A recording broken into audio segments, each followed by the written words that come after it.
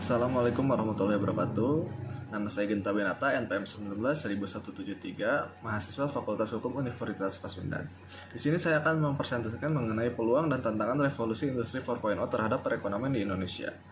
Pertama, saya akan menjelaskan mengenai apa itu industri 4.0. Industri 4.0 adalah revolusi industri keempat dalam mentransformasi manufaktur dengan mengimplementasikan teknologi baru serta inovasi terutama dalam teknologi digital, sistem cyberfisik, dan biologi, serta otomatisasi piranti keras.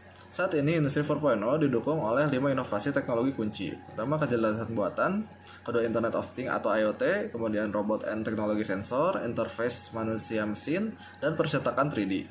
Peran teknologi di era revolusi Industri 4.0 mengambil alih hampir sebagian besar aktivitas perekonomian. Selain mendorong pertumbuhan ekonomi, tren ini telah mengubah banyak bidang kehidupan manusia, termasuk dunia kerja dan bahkan gaya hidup manusia itu sendiri. Pada dasarnya, revolusi Industri 4.0 menggabungkan mesin, alur, kerja, dan sistem dengan penerapan jaringan cerdas di sepanjang prosesnya.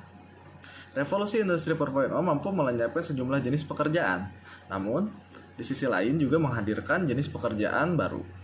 Peluang adanya Industri 4.0 di Indonesia sendiri, pertama, adanya Big Data sebagai aset baru.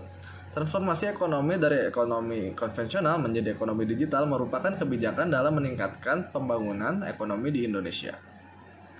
Melalui penerapan revolusi Industri 4.0, pengembangan sektor keuangan melalui teknologi finansial atau fintech dan memperluas perdagangan berbasis digital atau e-commerce.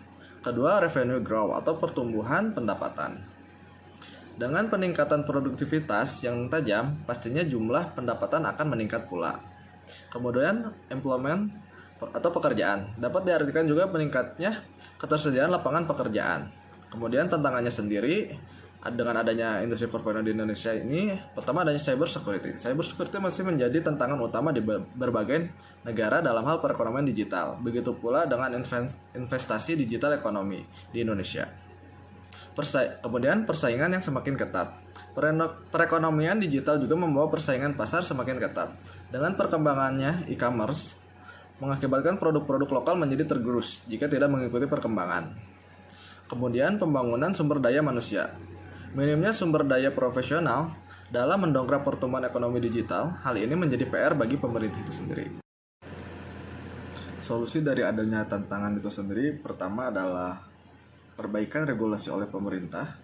Pemerintah harus sigap membuat peraturan perundang-undangan yang mengatur jalannya perekonomian digital nasional.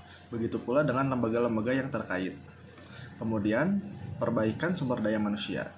Pemerintah harus bekerja sama dalam mengedukasi masyarakat dan mempersiapkan sistem pendidikan yang sesuai dengan perkembangan zaman agar memiliki daya saing yang baik dalam menghadapi ekonomi digital saat ini. Kemudian, terakhir, perkembangan usaha.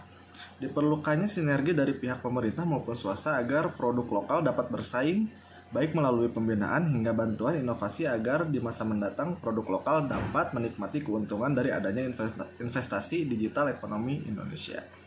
Demikian presentasi dari saya. Mohon maaf bila ada kekurangan. Wassalamualaikum warahmatullahi wabarakatuh.